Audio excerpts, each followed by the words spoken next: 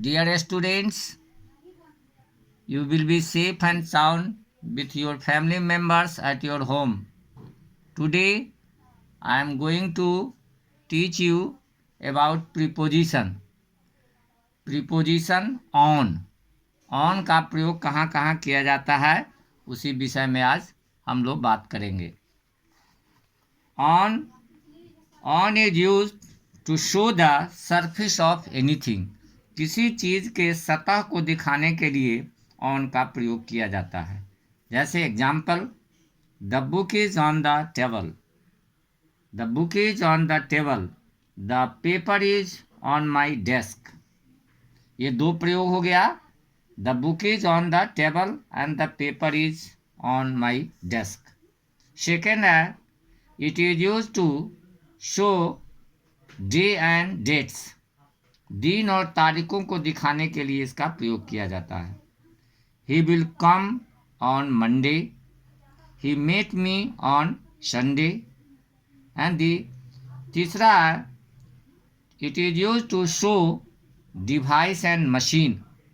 किसी डिवाइस या मशीन को दिखाने के लिए इसका प्रयोग किया जाता है. जैसे example, she had been on the computer. She had been on the computer. She is on the phone. He is solving the sums on the calculator.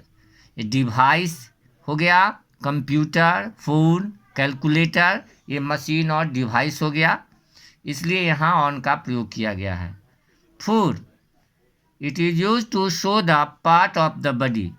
किसी भी शरीर के भाग को दिखाने के लिए इसका प्रयोग किया जाता है.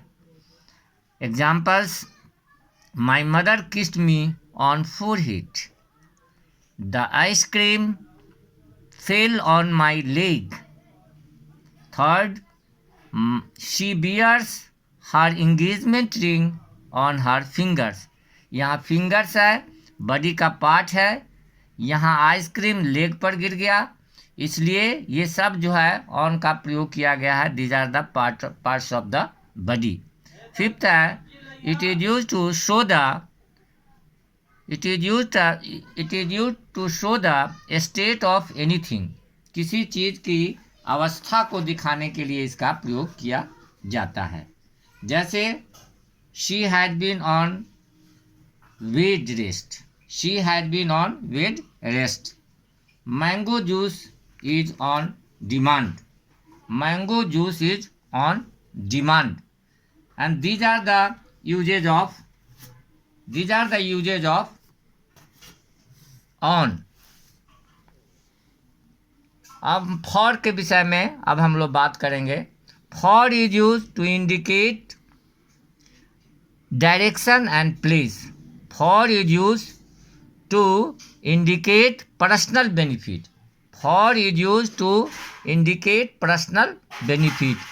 जैसे example, she bought sweets for children.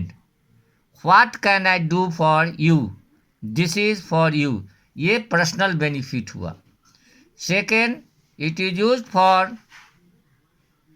indicate direction and place. For is used to indicate direction and place.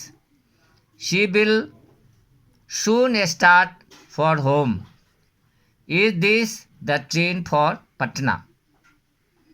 Third है, it is used to indicate cause and reason.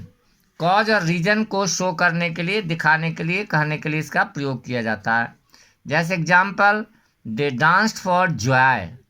हैं, वह नृत्य करते हैं क्यों? आनंद के लिए. Khushi got a prize for bravery. किसके लिए, कौन चीज़ के लिए मिला? तो बहादुरी के लिए.